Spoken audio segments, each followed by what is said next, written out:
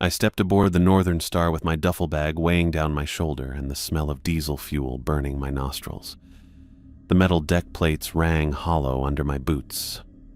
I'd driven 8 hours from Montreal to get here, running on coffee and desperation after losing my warehouse job 3 weeks ago.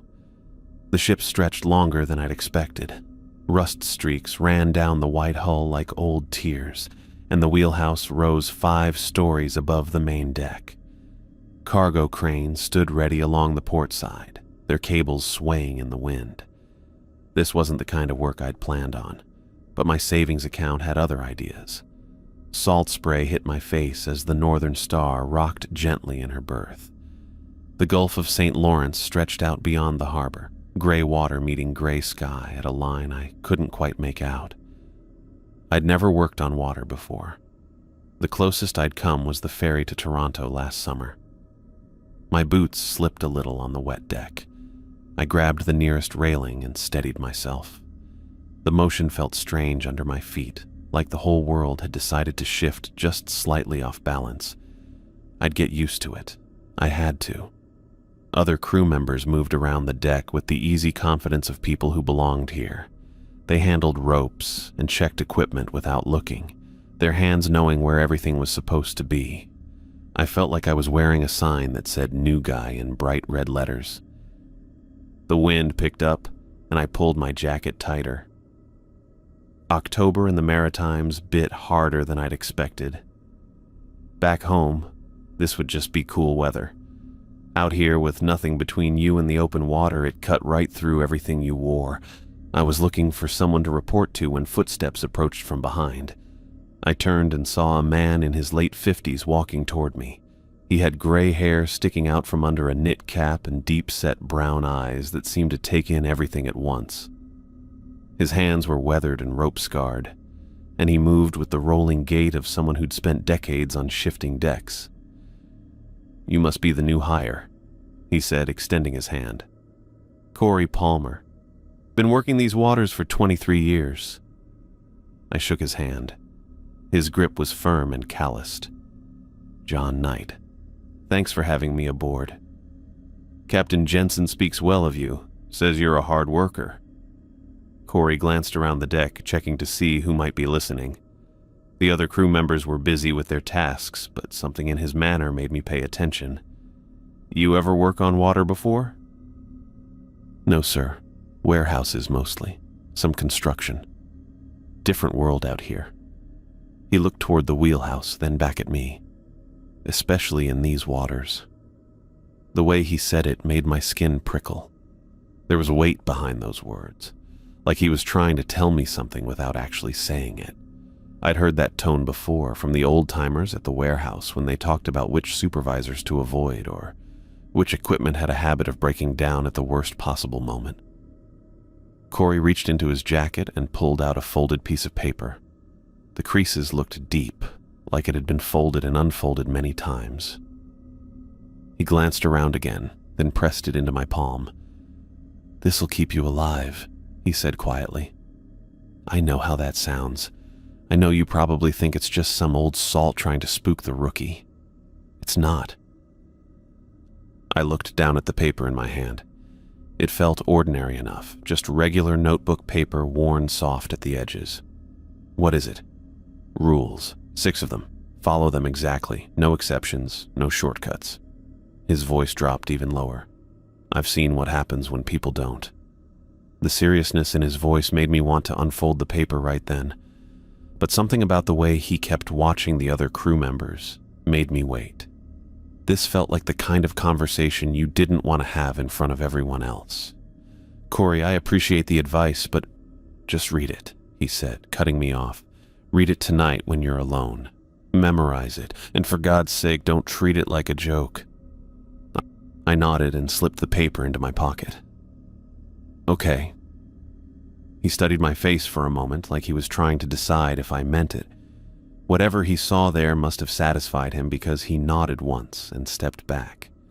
"Good. Captain'll want to see you before we shove off. Wheelhouse, top deck." He started to turn away, then stopped. "John?" "Yeah?" "Welcome aboard the Northern Star. I hope you make it through your first season." The way he said it made my stomach tighten, not, "I'm sure you'll do fine," or "You'll get the hang of it." "I hope you make it through." Like there was real doubt about whether I would. After he walked away, I pulled the paper from my pocket and unfolded it carefully. The writing was in blue ink, neat but hurried, like someone had written it quickly but wanted to make sure every word was legible. 6 rules, numbered 1 through 6. 1. Check weather reports every 4 hours. If conditions change, tell the captain immediately. 2. During storms, stay below deck. No exceptions. Don't go topside for any reason until the all clear. 3. Never take a small boat out alone after dark. Always travel in pairs, and always tell someone your route. 4. If you see a ship that looks empty or abandoned, do not approach. Report it to the captain and change course. 5. If fog rolls in suddenly, alert the captain and all crew immediately. Get inside and stay inside until it clears. 6. Never keep any fish that glow or seem to give off their own light. Throw them back immediately and wash your hands thoroughly. I read through the list twice, trying to make sense of it. Some of them seemed like basic safety measures, checking weather, staying inside during storms. Others felt stranger.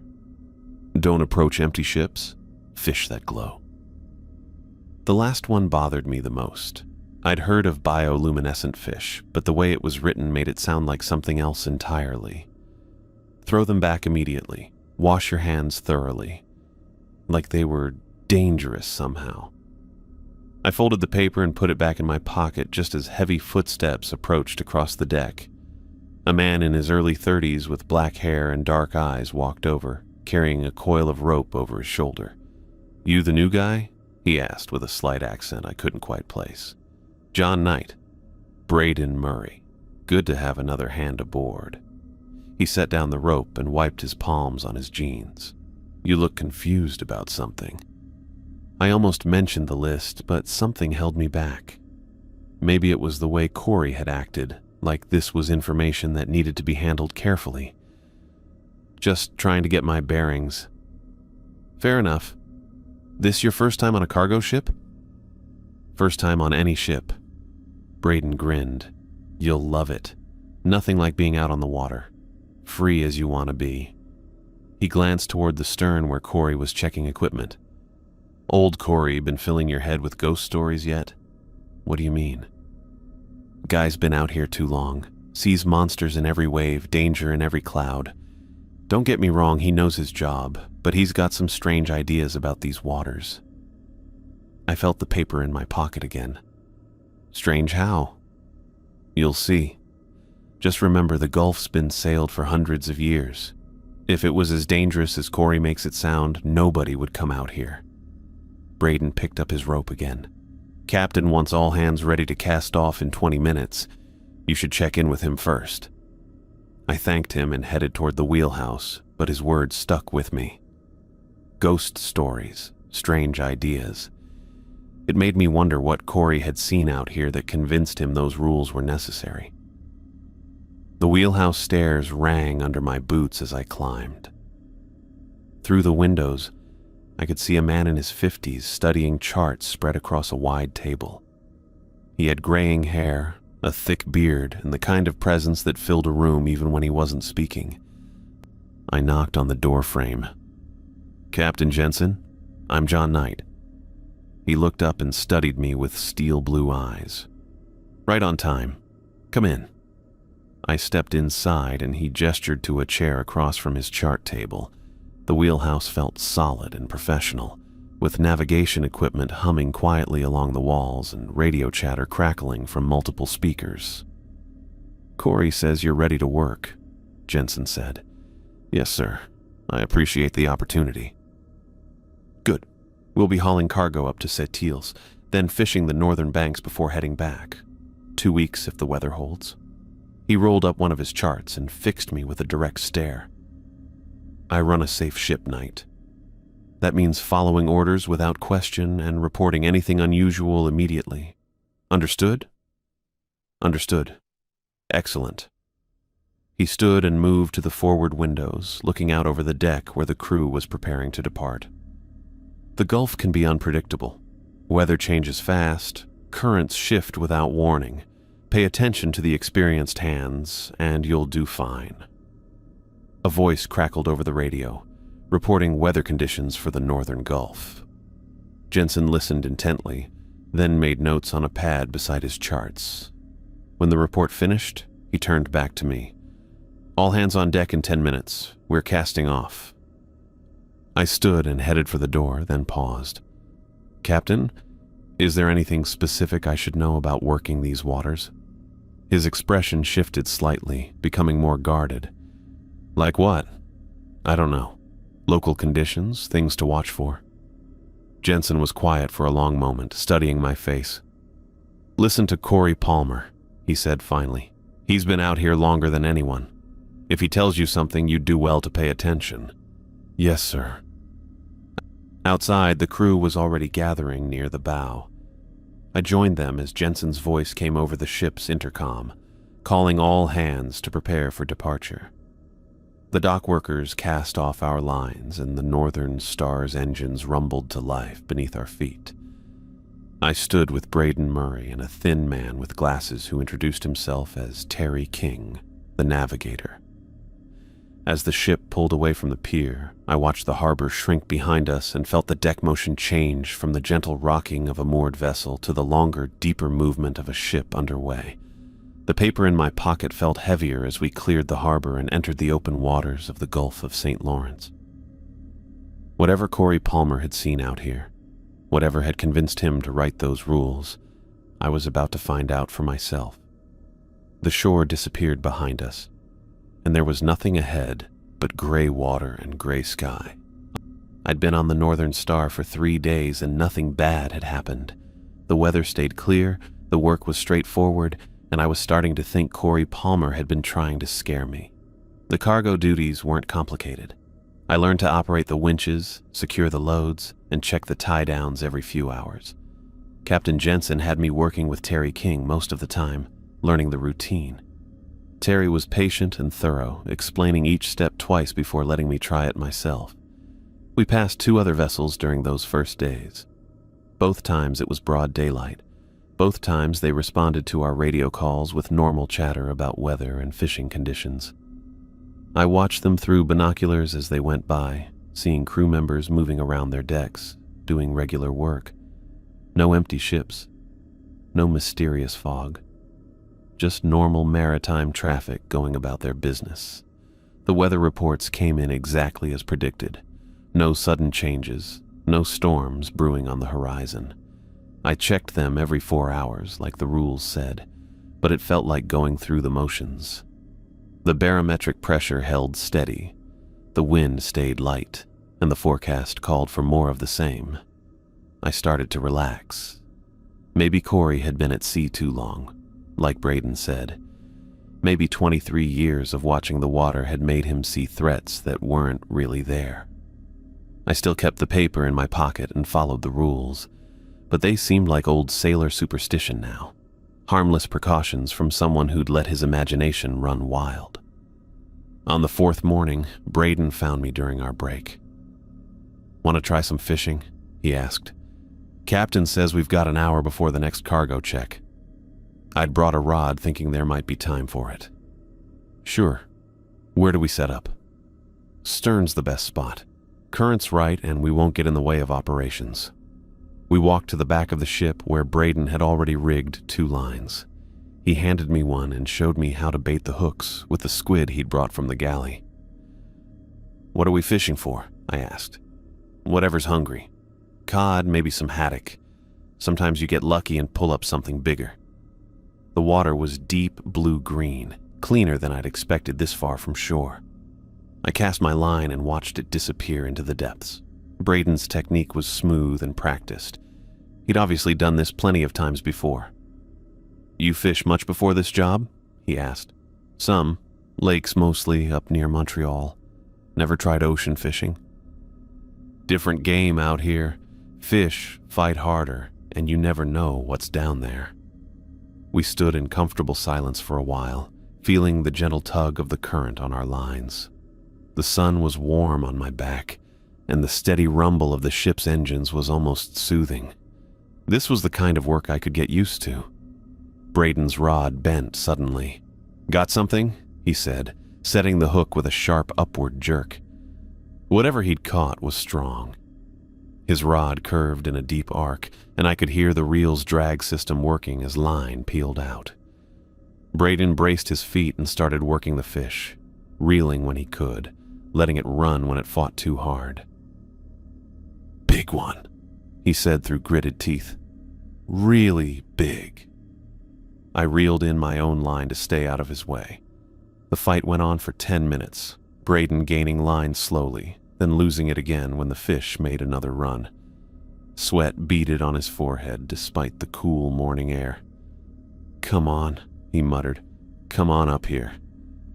Finally, the fish tired. Braden worked it toward the surface, cranking the reel steadily now. I moved to the rail to get a look at his catch. The fish broke the surface about 20 feet from the ship, and I stopped breathing. It was big, maybe 3 feet long, but that wasn't what made me stare. The fish was glowing, not reflecting sunlight or showing the normal silver flash of scales. Actually glowing, with a blue-green light that pulsed along its sides like electricity running through its body. "Holy shit," Braden said. "Look at that thing." The fish writhed on the line, and every movement sent waves of eerie light rippling across its scales. Even in the bright morning sunlight, the glow was unmistakable. It looked like the fish had swallowed a neon sign. Rule 6 hit me like a punch to the gut. Never keep fish that glow or give off light. Throw them back immediately and wash hands thoroughly. "Braden," I said, "you need to cut that line." "What? Are you crazy? Look at this thing. I've never seen anything like it." "Cut the line. Let it go." He looked at me like I'd lost my mind. "This is the catch of a lifetime. I'm not throwing it back." "It's glowing, Braden.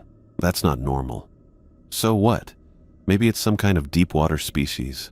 Something rare." I remembered Corey's face when he handed me those rules, the seriousness in his voice, the way he'd said he'd seen what happens when people don't follow them. "Please," I said, "just cut the line. Trust me." "Trust you? You've been on a boat for 3 days." Braden worked the fish closer to the ship. "I'm keeping this thing. Captain's going to want to see it." The fish was right below us now, still glowing, still writhing. The light seemed brighter up close, pulsing in a rhythm that reminded me of a heartbeat. Looking at it made my eyes water. "This is a mistake," I said. "This is the find of the year." Braden grabbed the landing net. "Help me get it up." I didn't help. I stood back and watched him scoop the glowing fish out of the water. It thrashed in the net and droplets of seawater scattered across the deck. Where the drops landed, they seemed to shimmer for a moment before soaking into the wood. Braden lifted the net and grinned. "Beautiful, isn't it?" The fish was still alive, still glowing. Its eyes were black and seemed too large for its head. When it opened its mouth, I saw rows of needle-sharp teeth and a tongue that glowed brighter than the rest of it. "Put it back," I said one more time. "Not a chance." Braden headed for the hatch that led below deck. "I'm putting this in the cooler. Captain Jensen's going to flip when he sees it." I followed him, but I didn't try to stop him. What could I do? Tackle him? Steal his fish? He was bigger than me and had been doing this job longer. If I made a scene, I'd look like the crazy one. Braden carried the fish to the storage area below deck. The glow was even more noticeable down here, away from the sunlight. It cast shifting blue-green shadows on the walls as the fish moved in the net. "Look at that," Braden said softly. "It's like it's got its own power source." He opened one of the coolers and dumped the fish inside. Even with the lid closed, I could see faint light leaking out around the edges. "You should wash your hands," I said. Why? I couldn't tell him about the rules without sounding like I believed in ghost stories. Fish slime, salt water. It'll make your skin crack. He shrugged and wiped his hands on his jeans. I'm fine. But he wasn't fine. Even as he said it, I could see him scratching at his palms where he'd touched the fish. Red marks appeared on his skin, thin lines that looked like scratches or maybe burns. Your hands, I said. He looked down and stopped scratching. Must be from the net. Rope burn. The marks didn't look like rope burn to me. They looked deliberate, like someone had drawn them on his skin with a red pen. But Braden didn't seem concerned, so I didn't push it. We went back up on deck and finished our break. Braden talked about the fish the whole time, planning how he'd show it to the captain, wondering if it might be worth something to marine biologists. I listened and nodded and tried not to think about the rules in my pocket. That night I lay in my bunk listening to the normal sounds of the ship. The engines, the ventilation system, the occasional footstep from whoever had the watch. Everything seemed normal for the first hour. Then I heard scratching. It was faint at first, like mice in the walls, but mice didn't make steady, rhythmic sounds like fingernails dragging across wood. I turned my head, trying to locate the source. It seemed to be coming from everywhere and nowhere, echoing through the ship's structure. The scratching stopped, and the humming started. It was low and constant, just at the edge of hearing. The kind of sound that made your teeth ache and your skull feel tight. I pressed my pillow over my ears, but the humming seemed to come from inside my head now. I sat up and looked around the crew quarters. 3 other bunks, all occupied. Terry was snoring softly. The other crew member I didn't know well was breathing deeply and steadily, and Braden's bunk was empty. The sheets were thrown back like he'd gotten up quickly. His clothes were still folded on the small shelf beside his bunk, but he was gone. I checked my watch. 3:17 in the morning. The humming continued, and now I could hear something else underneath it. Voices, maybe.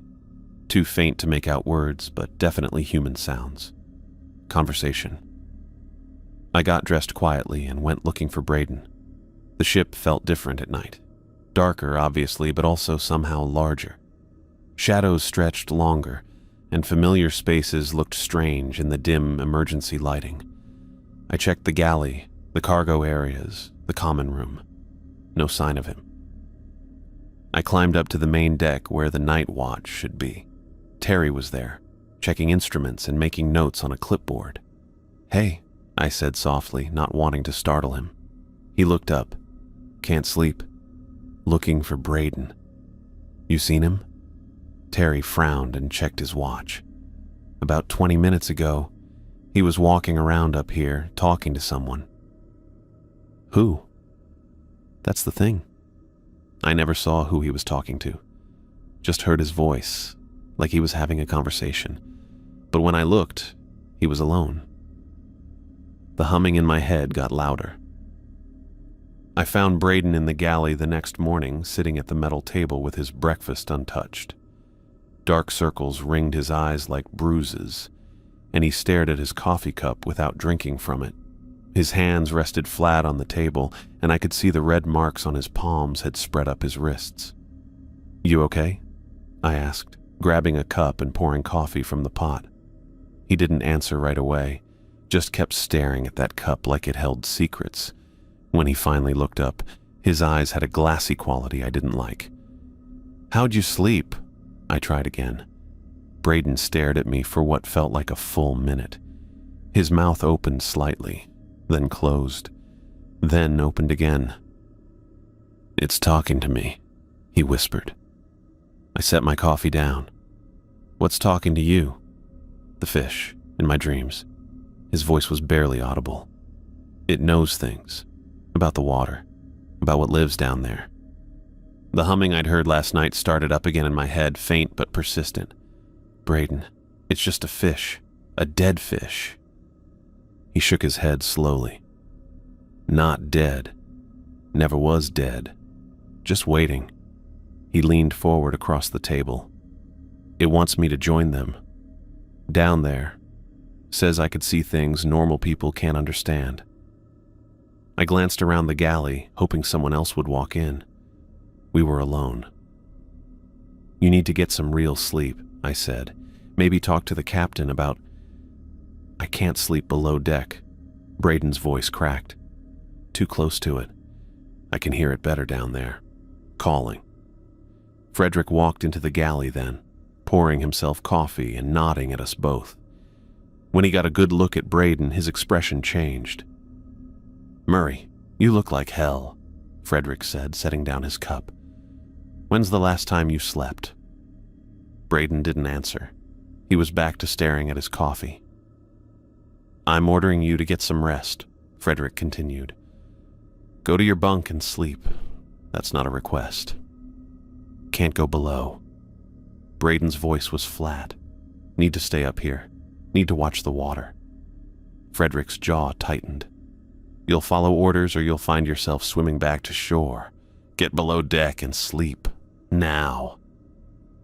Braden stood up slowly, his chair scraping against the floor, but instead of heading toward the stairs, he walked to the porthole and pressed his face against the glass.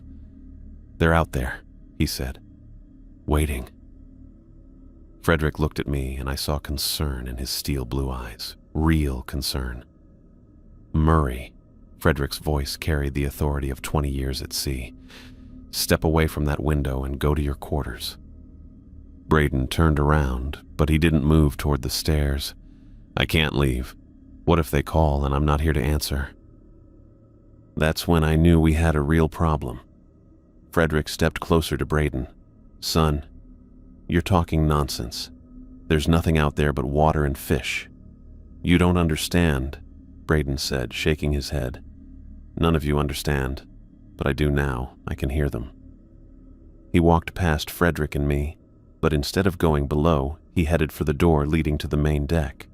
Frederick caught my eye and jerked his head toward the door. We both followed. Outside, the morning sun was bright, but the air carried a chill that made me pull my jacket tighter.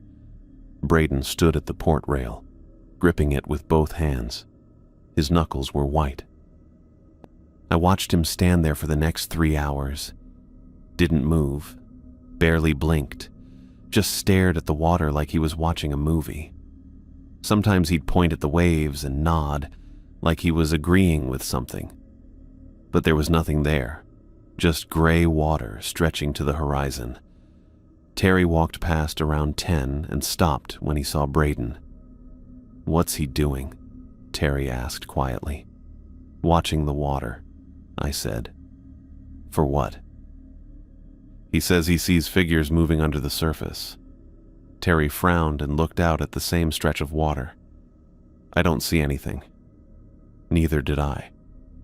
But Braden pointed again, this time with more urgency. He leaned forward over the rail, and for a second I thought he might try to climb over. Hey! I called out, moving closer. Braden! He turned to look at me, and his eyes were completely different. Wild, excited. Did you see that? He asked. Right there, about 50 feet out. She waved at me. I looked where he was pointing. Nothing but water. Who waved? The woman with the long hair. She's been following the ship since yesterday. He turned back to the water. She's beautiful. They all are. My uneasiness was turning into something stronger, fear maybe, or dread. Terry backed away from the rail. I'm going to find the captain, he said and hurried off.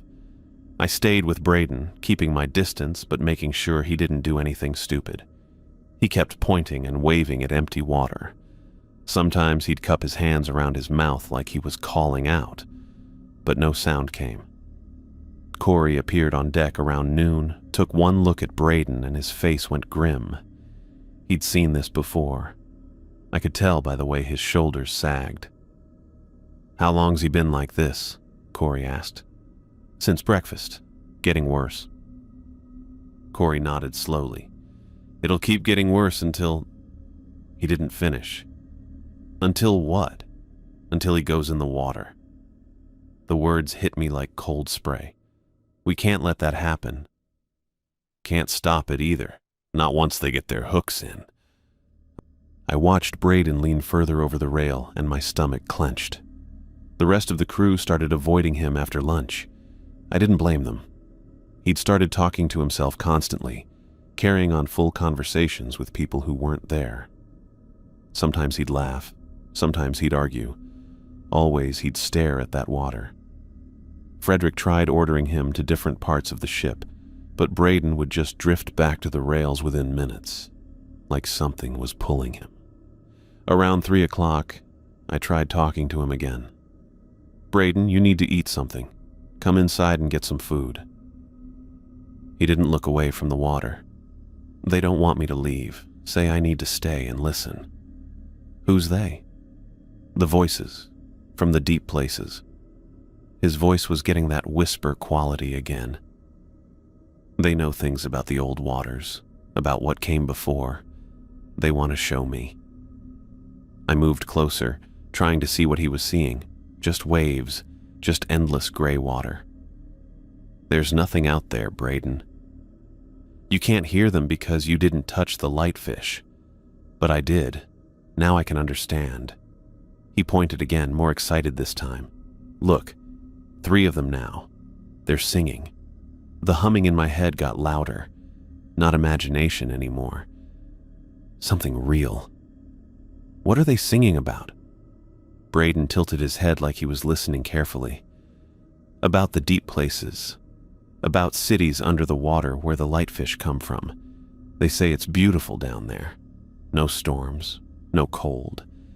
Just peace and light and voices that understand everything. He turned to look at me, and his eyes were bright with something that wasn't quite sanity. They want me to come see. Say I could live down there with them. Forever. Braden, listen to me. You're sick. The fish did something to you when you touched it. You need help. I'm not sick. His voice got sharp. I'm chosen.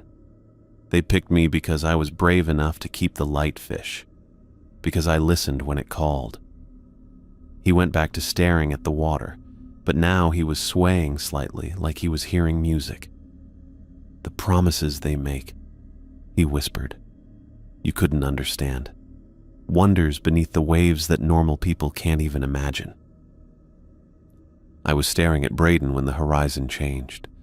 The water had been normal all morning, clear gray stretching to the edge of the world. But now something was different. A line of darker gray was moving toward us from the northeast, thick and low against the water. Fog. Not the thin wisps we'd seen before. This was a wall. Dense and moving fast, rolling across the gulf like it had somewhere to be. I watched it for maybe 30 seconds before my brain caught up. Rule 5. Never keep fish that glow or give off light, but throw them back immediately and wash hands thoroughly. Wait, no. That was Rule 6. Rule 5. Alert captain and crew immediately if fog rolls in suddenly and stay inside until it clears. I looked at my watch. 12:15 in the afternoon. The weather report at noon had called for clear skies and light winds. Nothing about fog. This thing had come out of nowhere. Shit. I turned away from Braden, who was still mumbling to his invisible friends in the water. I'll be right back. He didn't answer, probably didn't even hear me. I ran across the deck toward the wheelhouse. The fog was maybe 2 miles out now, but it was moving. Fast. Faster than any fog I'd ever seen. It stretched across the water like a gray curtain being pulled toward us. The ladder to the wheelhouse felt longer than usual. My boots slipped on the metal rungs. When I reached the top, I was breathing hard. Frederick was at the chart table with Terry. Both of them bent over some paperwork. They looked up when I came through the door. Captain, I tried to keep my voice steady. There's fog rolling in from the northeast, moving fast. Frederick's face changed. The color just drained right out of it. He pushed past me to the windows and looked out toward the water. Jesus Christ. He grabbed the intercom microphone. His hand was shaking. All hands. This is the captain. Get below deck immediately. No exceptions. Lock yourselves in until you hear the all clear. This is not a drill. Move now." His voice echoed through the ship's speakers. I heard footsteps running on the deck below us. "How far out?" Frederick asked me. "Maybe a mile now. It's moving really fast." He looked out the window again. The fog was closer, much closer. It looked solid, like you could reach out and touch it. "Terry, get below, now." "Captain, what about—" "Now." Frederick's voice left no room for argument. Terry headed for the ladder. Frederick turned to me. "You too.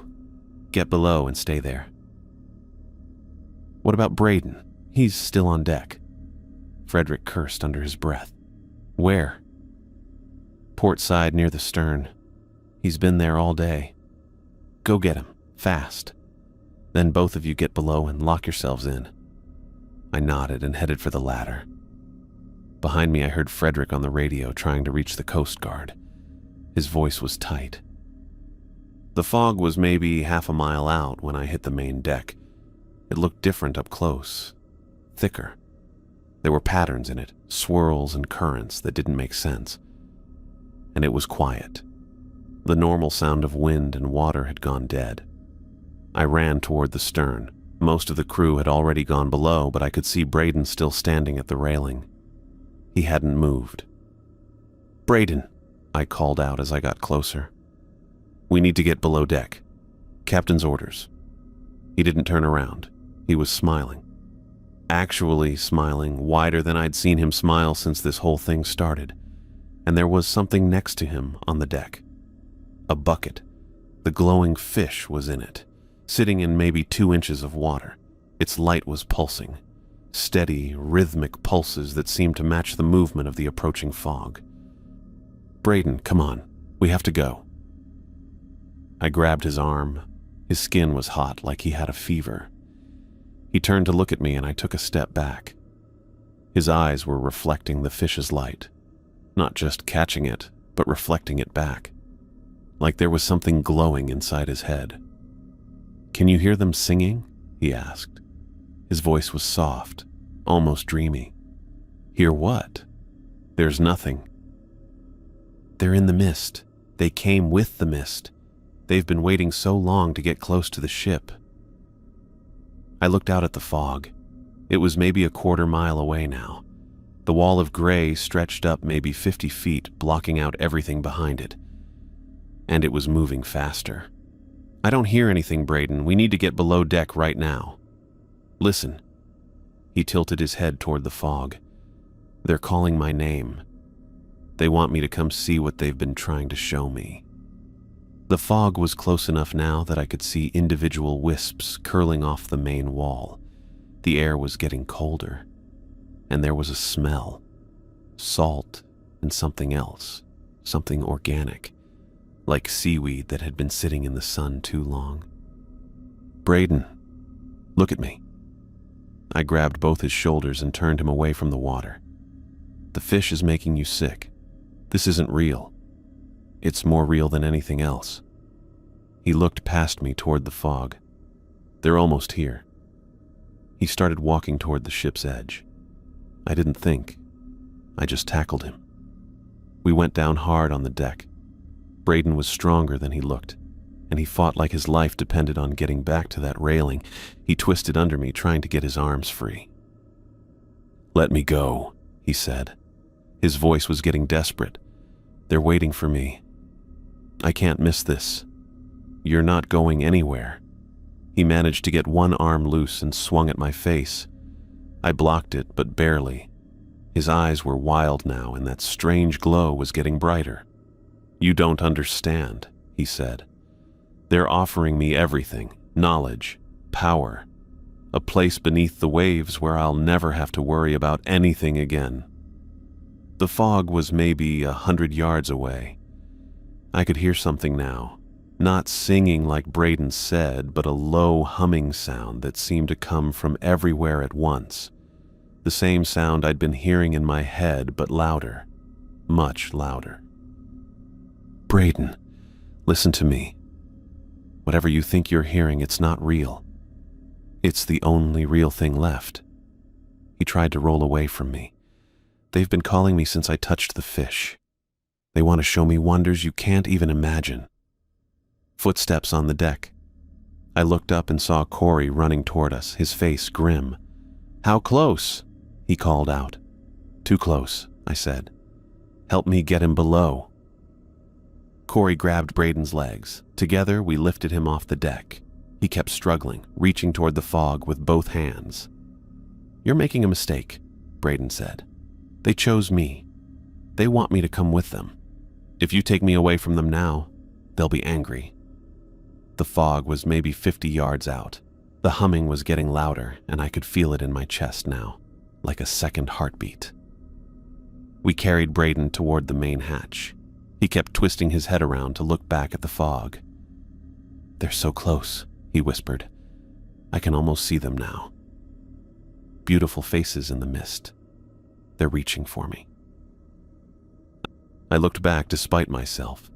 The fog was right there, maybe 20 yards from the ship, and for just a second I thought I saw something moving inside it. Shapes that might have been arms or tentacles or something else entirely. "Don't look," Corey said. "Just keep moving." We got Braden down the hatch and into the corridor. He was still fighting, but weaker now, like being away from the fog was draining his strength. "Where?" I asked Corey. "Storage room. It's got a lock." We dragged Braden down the corridor. He was mumbling now, too quiet for me to make out the words, but his eyes were still glowing. The storage room was small and windowless. We got him inside and I held the door while Corey grabbed the key from a hook on the wall. "You're abandoning them," Braden said. He was looking right at me, and his voice was clearer than it had been all day. "They came all this way to find me, and you're locking me away from them. They won't forgive this." Corey turned the key in the lock. The humming sound was everywhere now, vibrating through the ship's hull. "They'll remember," Braden called through the door. "And they'll be back." I stayed in my quarters for 3 hours while whatever was out there moved across the deck above me. The ship's hull creaked and groaned under sounds I'd never heard before.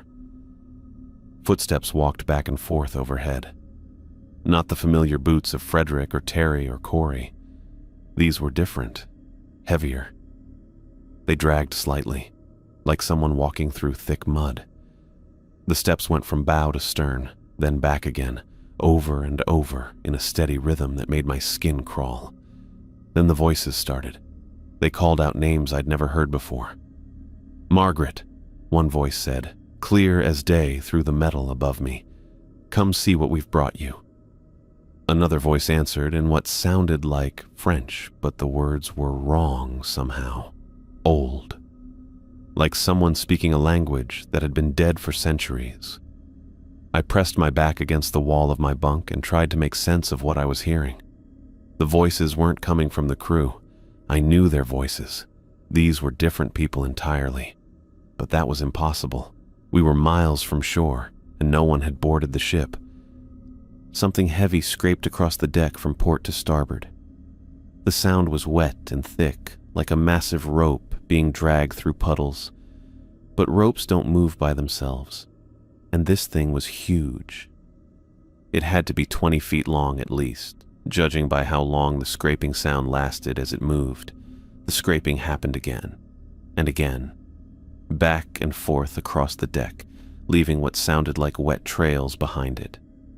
I thought about tentacles, massive ones, thick as tree trunks, pulling themselves along the deck with deliberate purpose. I grabbed my pillow and pressed it over my ears, but the sounds cut right through. The voices got louder, calling more names. "Samuel," they said. "We've missed you, Samuel. The deep places aren't the same without you." Then Braden started screaming. His voice came through the walls from the storage room down the corridor. "They're calling me," he yelled. "They want me to come home.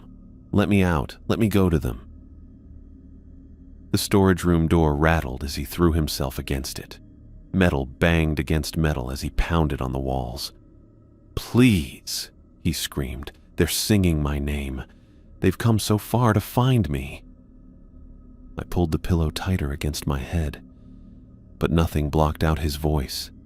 He screamed about the beautiful voices calling him home, about the underwater cities where he belonged now, about the light that would show him wonders beyond imagination. The scraping sounds overhead got faster, more urgent. Like whatever was up there could hear Braden too and was trying to get to him. "They're right above me," Braden yelled. "I can feel them. They're reaching for me through the metal. Let me go to them. Please." Something crashed on deck, heavy and wet like a body hitting the planks. Then another crash, and another. I counted 5 distinct impacts, each one shaking the ship slightly. The voices changed then. They got softer, more pleading. "Come with us," they said in unison. "The water is warm here. The light is beautiful. You'll never be cold again." Braden's screaming turned to sobbing. "I want to go," he cried. "Why won't you let me go? They're offering me everything." I stayed curled in my bunk, pillow clamped over my ears, trying not to think about what was happening above me. The footsteps kept walking. The voices kept calling names of people who weren't there. The scraping sounds continued their wet journey back and forth across the deck. Time moved strangely. The sounds would stop for a few minutes, and I'd think it was over. Then they'd start again, louder than before. The voices would call new names. "Robert," they said. "Elizabeth. We remember you, Elizabeth. Come see how we've grown." Braden's voice got hoarse from screaming, but he didn't stop. He begged and pleaded with whoever was listening to let him go to the voices. He described the faces he could see in his mind, the hands reaching for him, the promises of eternal peace beneath the waves. The scraping overhead got so loud I thought whatever was making it might break through the deck. It moved in patterns now, like it was drawing something. Circles and lines that went on for minutes at a time. Then everything went quiet. The footsteps stopped. The voices stopped. The scraping stopped. Even Braden went silent in the storage room. The ship settled into the normal creaks and groans of metal on water. I lay there for another 20 minutes, waiting for the sounds to start again. But they didn't come back. The only thing I could hear was the engine and the waves against the hull. Frederick's voice came over the intercom. "All clear. Report to the main deck for head count." I pulled the pillow away from my ears and sat up. My hands were shaking. My shirt was soaked with sweat, but the nightmare was over. I opened my door and stepped into the corridor. Terry emerged from his quarters at the same time, looking as shaken as I felt. Corey came up from the lower deck, his face grim, but not surprised. "Everyone okay?" Terry asked. Corey nodded. We made it through. We climbed to the main deck together. The fog was completely gone. Clear blue sky stretched in every direction, and the water was calm as glass, normal, peaceful, like nothing had happened. But the deck told a different story. A thin layer of salt covered everything, not the kind that builds up from spray during rough weather. This was different, thicker, like someone had taken handfuls of coarse sea salt and scattered it across every surface. Seaweed lay in wet piles near the railings. Long strands of dark green kelp that should have been growing on the ocean floor, not lying on our deck 50 feet above the water. The seaweed was fresh, still dripping. I knelt and touched one of the salt patches.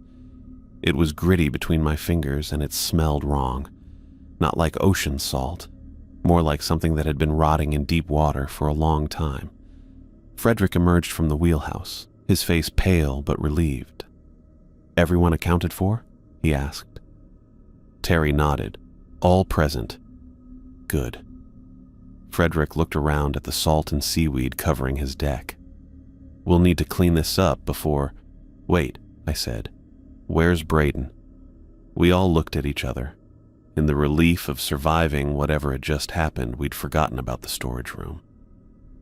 I ran to the hatch and climbed down to the corridor below. The others followed behind me. The storage room door was at the end of the hall, and from 30 feet away I could see something was wrong. The door hung open, not just unlocked. Open wide, swinging slightly with the ship's movement. I reached the doorway and looked inside. The room was empty. No Braden. No sign he'd ever been there except for a few drops of water on the floor that glowed faintly blue in the dim light.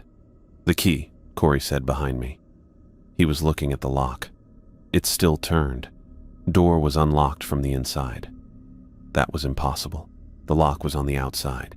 There was no way to unlock it from inside the room. But there it was. Key turned. Door open. Room empty. I ran back up to the main deck and checked the spot where Braden had left the bucket with the glowing fish. The bucket was still there, sitting exactly where he'd placed it before the fog rolled in. But it was empty. No fish. No water. Just a dry metal bucket with a few grains of salt in the bottom. "Search the ship," Frederick ordered. "Every compartment, every corner. Find him." We spent the next hour going through every inch of the Northern Star. Engine room, cargo holds, galley, quarters, storage areas, even the spaces between the walls that were barely big enough for a person to squeeze through. Nothing. No trace of Braden anywhere. The glowing fish was gone too. We checked every container, every cooler, every place it could have been moved. But it had vanished as completely as Braden had.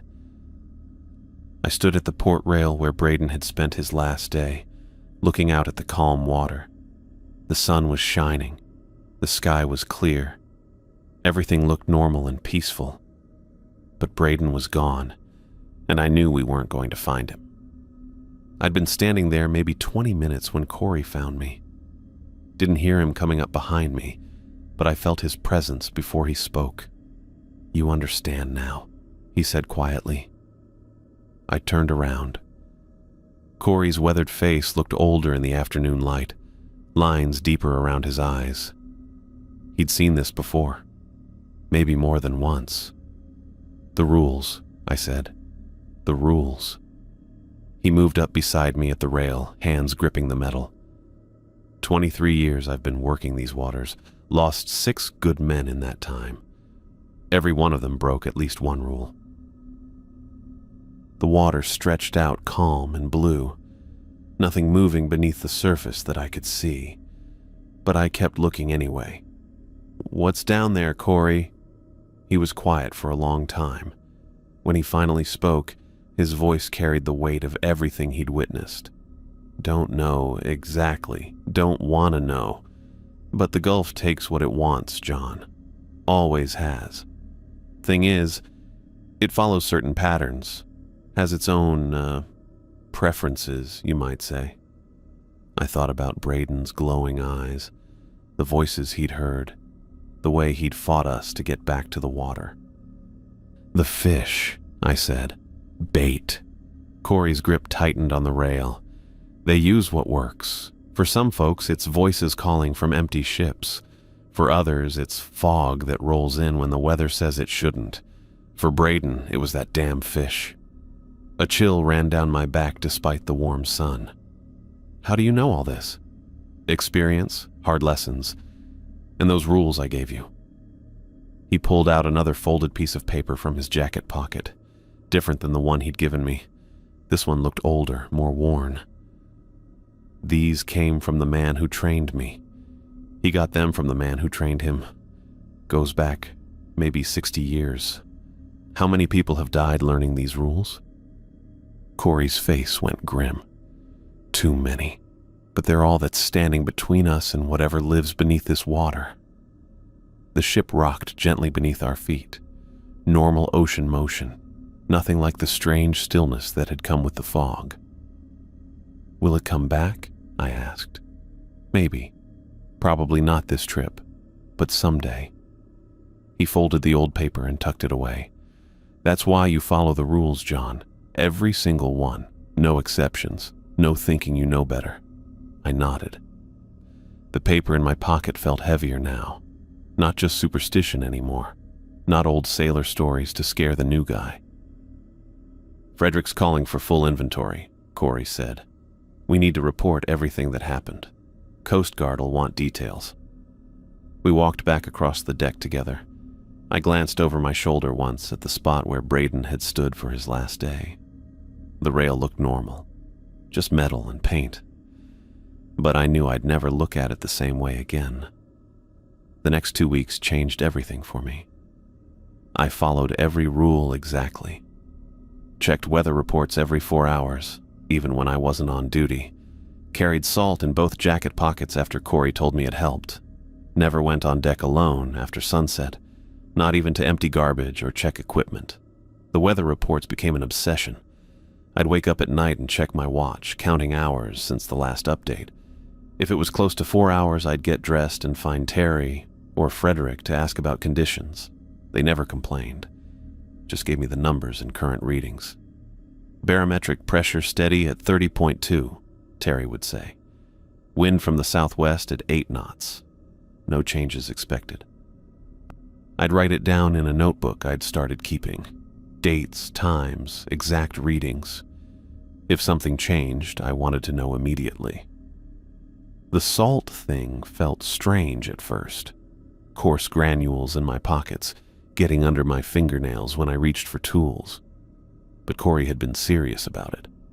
Old protection, he'd said. Don't know why it works, just know it does. I started carrying extra in a small pouch on my belt, just in case. Night watch became different too.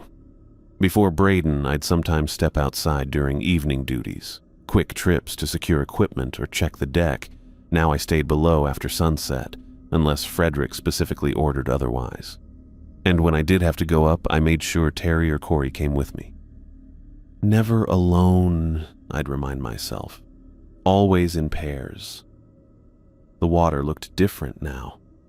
During daylight hours, when it was safe to be on deck, I found myself studying the surface constantly, looking for unusual colors, checking for that blue-green glow that had pulsed from Braden's fish. Sometimes I'd see things, probably just waves catching sunlight wrong, or schools of normal fish moving beneath the surface. But I'd watch until whatever it was disappeared or proved itself harmless. On the 8th day after Braden's disappearance, we encountered the empty vessel. I spotted it first, around 2 in the afternoon. Small fishing boat drifting maybe half a mile off our starboard side. No movement on deck. No response to our horn. My stomach dropped. Rule 4. Never approach ships that appear empty or abandoned. I ran to the wheelhouse without hesitation. "Frederick," I called as I climbed the stairs. "Empty vessel, starboard side." He was at the charts table with Terry. Both of them looked up when I spoke, and I saw recognition in Frederick's eyes immediately. "How far?" he asked, already moving to the radio. "Half mile. Small fishing boat. No crew visible." Frederick grabbed the radio handset. "Coast Guard Station Setil. This is Northern Star. We have an abandoned vessel at..." He rattled off our coordinates. "Single fishing boat, approximately 30 feet. No crew visible. Changing course to avoid. Please advise." The response came back crackling through static. "Northern Star, Coast Guard Septiles. Maintain distance from vessel. We'll dispatch cutter to investigate. Continue on your course." "Roger, Coast Guard. Northern Star out." Frederick turned to Terry. "Change heading. Take us 2 miles west of that boat." "Aye, Captain." No questions. No discussion about whether we should investigate or offer assistance. Frederick knew the rules as well as Corey did. I watched from the wheelhouse windows as we changed course. The empty boat grew smaller in the distance, still drifting with no sign of life. Part of me wondered what had happened to its crew. The rest of me was grateful we'd never find out. "Good catch, John," Frederick said quietly. I nodded, but I kept watching that boat until it disappeared completely. The crew treated me differently after that day. Before, I'd been the new guy, someone to train and watch over. Now, when I walked into the galley or joined work details, I got the same respectful nods they gave Corey. Terry started asking my opinion about weather patterns. Corey included me in conversations about navigation and safety procedures. Even Frederick seemed to trust my judgment more. It wasn't just respect for following the rules. It was recognition, I'd seen what could happen when you didn't. I'd watched Braden disappear into something that shouldn't exist. I was part of the group now, the ones who knew, but knowing came with a price. The ship felt different. Not physically. The engines ran the same. The deck plates were solid under our feet. The equipment worked fine. But there was a presence now, something aware of us. I'd feel it most during the evening hours, when the sun started getting low, but we still had work to finish on deck. A sensation of being watched, not by the crew or by other ships in the distance, by something beneath the water. Sometimes I'd catch the others glancing over the rails with the same uneasy expression I probably wore. Corey would pause in his work and stare at the water for long moments. Terry would grip the wheel tighter when he was steering. Frederick spent more time in the wheelhouse, monitoring radio chatter and weather reports. None of us talked about it directly, but we all felt it. The dream started on the 10th night. I'd fall asleep fine, tired from the day's work. But sometime around 3 or 4 in the morning, I'd find myself standing in dark water up to my chest. The water was warm and perfectly clear. I could see all the way to the bottom, maybe 40 feet down. Shapes moved in the depths, not fish. Larger things with too many arms and eyes that glowed pale blue. They'd swim in slow circles, always staying just at the edge of clear vision. And there were voices. Not words I could understand, but I knew they were calling to me, promising things, showing me glimpses of underwater cities with towers made of coral and bone, places where the water was warm and the pressure didn't crush you, and beautiful creatures swam through streets paved with shells. I'd wake up gasping, sheets soaked with sweat. The taste of salt water in my mouth, even though I hadn't drunk anything. The dreams came every night after that, sometimes twice in one night. I started drinking coffee during evening watch to avoid sleeping too deeply. Corey noticed the exhaustion after a few days. "Dreams?" he asked during a quiet moment while we secured cargo. I nodded. "They'll fade once we reach port," he said. "Always do." "You get them too?" "Used to. First few years after I learned the rules. Now they mostly leave me alone." He tied off a rope with practiced efficiency. "It's like they're testing you, seeing if you'll listen." "What happens if you do listen?" Corey's hand stopped moving. "You end up like Braden."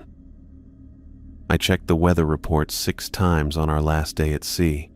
Barometric pressure steady, wind light and variable, clear skies predicted for the next 12 hours. But I kept checking anyway, every hour. Then, every 30 minutes as we approached port. The dreams had gotten stronger the night before, more vivid. The underwater voices had shown me Braden swimming among them, his eyes glowing that same blue-green light. He looked peaceful, happy, like he'd found exactly what he'd been searching for. I'd woken up with my hand reaching toward the porthole, fingers pressed against the glass. For just a moment, I'd wanted to open it, to let the water in. That's when I knew Corey was right. The Gulf was testing me, seeing if I'd break the way Braden had. I spent the morning on deck, watching the shoreline grow larger ahead of us. Real land, real buildings, real people who'd never heard voices from beneath the water. The harbor looked exactly the same as when we'd left 3 weeks ago. Same docks, same other ships tied up waiting for cargo or repairs. Same seagulls circling overhead. But I felt different, changed, like I was carrying something invisible that weighed more than any cargo we'd hauled. When we finally tied up at the dock and Frederick cut the engines, the silence felt strange. No more engine vibration. No more constant motion beneath our feet. Just solid, unmoving ground. I gathered my gear and headed for the gangplank with the rest of the crew. Corey was waiting at the bottom, duffel bag over his shoulder. "You did good, John," he said. "Braden's disappearance wasn't your fault. You followed the rules. That's all any of us can do." I nodded, but the weight in my chest didn't lift. "Will you be back next season?" he asked. I looked at the Northern Star tied up behind us, then at the water beyond the harbor, stretching out toward the horizon where we'd lost Braden to whatever lived in the deep places. The dreams would fade, Corey had said, but the knowledge wouldn't. I'd always know what was down there now. Always remember the sound of Braden screaming to be released. Always carry those 6 rules in my pocket, and the understanding that they were the only thing standing between me and the creatures that had shown him underwater cities filled with beautiful light. The Gulf had let me go this time, but I could still feel it watching. I stood on deck with my duffel bag, watching the harbor grow larger as we approached. The pay envelope sat heavy in my jacket pocket. Frederick had handed it to me an hour ago without much ceremony, just a nod and the standard thanks for good work. The gray October morning matched my mood. Cold wind cut across the water, carrying the smell of fuel and fish from the docks ahead. Other crew members moved around me, securing lines and preparing for arrival. Their voices sounded normal, casual, like we'd just finished any other fishing run. But I knew better now. The Northern Star's engines slowed as we entered the harbor. Same docks we'd left from 2 weeks ago. Same buildings along the waterfront. Same trucks waiting to haul cargo. Everything looked exactly the way it had before, but I wasn't the same person who'd walked up that gangplank. I'd seen things out there. Heard things. Lost a crew member to something that lived in deep water and called to men through glowing fish. The ship bumped against the dock with a soft thud. Dock workers caught our lines and made us fast. Frederick cut the engines. The sudden quiet felt strange after 2 weeks of constant engine noise. "All ashore," Terry called out. I hefted my bag and walked to the gangplank. Corey stood near the rail watching me. He didn't say anything, but he nodded once. A small gesture that meant more than any speech could have. My boots hit the dock planks with a hollow sound. Solid ground felt weird under my feet after so long on a moving deck. I walked away from the Northern Star without looking back. The envelope in my pocket contained enough money to keep me going for a while. Good pay for 2 weeks' work. But I'd earned every dollar the hard way. The knowledge that came with it wasn't something I'd wanted to learn. I walked through the harbor area, past the fish processing plants and supply stores. My truck sat in the same parking spot where I'd left it. The keys felt cold in my hand. The drive back to Montreal took 8 hours. Same route I'd taken coming down, but everything looked different now. The trees along the highway seemed darker. Every lake and river I passed made me think about what might be living underneath the surface. I kept the radio off. Didn't want to hear weather reports or shipping news. That part of my life was over. Back in the city, I found a small apartment near the old warehouse district. Nothing fancy, but it had thick walls and no windows facing water. I unpacked my duffel bag and put my work clothes in the closet. The smell of salt and diesel still clung to them. That first night I took out the folded paper Corey had given me. 6 rules written in careful handwriting. I read them again, even though I'd memorized every word. Check weather reports every 4 hours. Report changes immediately. Stay below deck during storms. No exceptions. Never take small boats out alone after dark. Always travel in pairs. Report your route. Never approach ships that appear empty or abandoned. Report them and change course. Alert captain and crew immediately if fog rolls in suddenly. Stay inside until it clears. Never keep fish that glow or give off light. Throw them back immediately. Wash hands thoroughly. Simple words that had kept me alive. I folded the paper carefully and put it in my wallet, right behind my driver's license where I'd see it every time I opened the thing. The next week I found work at a construction company, physical labor but on dry land. The foreman didn't ask many questions about my previous job, just wanted to know if I could show up on time and follow instructions. I could do both of those things. Months passed. I settled into a routine. Work during the day, quiet evenings in my apartment. I didn't talk to my coworkers much. They were good people, but they wouldn't understand what I'd seen out there. How could they? It sounded crazy even to me sometimes. But then I'd remember Braden standing at that rail, talking to things in the water that only he could see. The way his eyes had started glowing. The sound of him screaming from that locked storage room. Those memories kept the truth real. Sometimes people would ask why I'd left fishing. Good money out there, they'd say. Steady work for someone willing to do it. I'd just shrug and change the subject. Let them think what they wanted. I never told anyone about Braden Murray. What was the point? The official report said he'd gone overboard during heavy fog, lost at sea. His family had a memorial service. I didn't attend. How could I explain that he hadn't drowned? That something had called to him through a fish that glowed with its own light? That he'd unlocked a storage room door from the inside when the key was on the outside? That I'd seen shapes moving in fog that didn't behave like normal weather? They'd have thought I was having some kind of breakdown. Maybe suggested I talk to someone. Get some help. But I knew what I'd experienced. The dreams that came afterward proved it. They started about 6 months after I'd returned to Montreal. Always the same. I'd be standing in dark water, looking down at lights moving far below. Voices would call up to me, too distant to understand the words. Sometimes I'd see Braden swimming among those lights, moving like he'd been born underwater. He'd look up at me and smile, point toward deeper water, try to mouth words I couldn't quite catch. Then something with too many arms would rise from the depths, reaching toward the surface, toward me. That's when I'd wake up, heart pounding, sheets soaked with sweat that tasted like salt water. The dreams came maybe once a month, always at night, always the same message. They remembered me. They knew I'd been there, and they'd be waiting if I ever came back.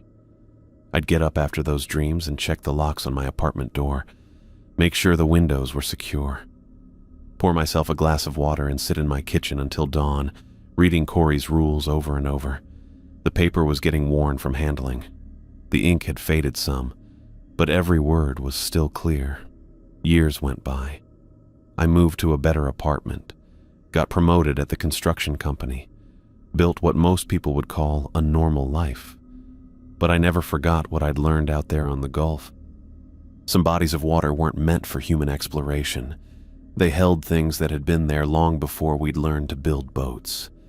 Things that watched and waited and called to certain people through bait they couldn't resist. Glowing fish, empty ships, sudden fog. The rules existed because other men had faced those same temptations and survived to write down their warnings. Corey had gotten his list from someone else. That person had gotten it from someone before them. A chain of knowledge passed down through generations of sailors who'd learned the hard way that some parts of the ocean demanded respect. I kept those rules in my wallet not because I planned to go back to sea, but because they reminded me of something important. Sometimes survival came down to following instructions you didn't fully understand, written by people who'd paid a terrible price to learn what they knew. Braden had ignored the rules. He'd kept that glowing fish, handled it with bare hands, refused to listen when Corey and I tried to warn him. The things in the deep water had used his curiosity against him, shown him visions of underwater cities, and promised him knowledge no surface dweller could imagine. In the end, they'd gotten exactly what they wanted, and Braden had gotten what they'd promised. He was down there with them now, part of whatever civilization existed in the deepest places of the Gulf. Swimming in eternal darkness, surrounded by lights that had never seen the sun. The difference between his fate and mine had come down to a folded piece of paper and the wisdom to follow instructions from someone who knew better than I did. That was the real lesson Corey Palmer had taught me. Sometimes the most important knowledge came from admitting you didn't know everything and listening to those who'd survived to pass on their warnings to the next generation.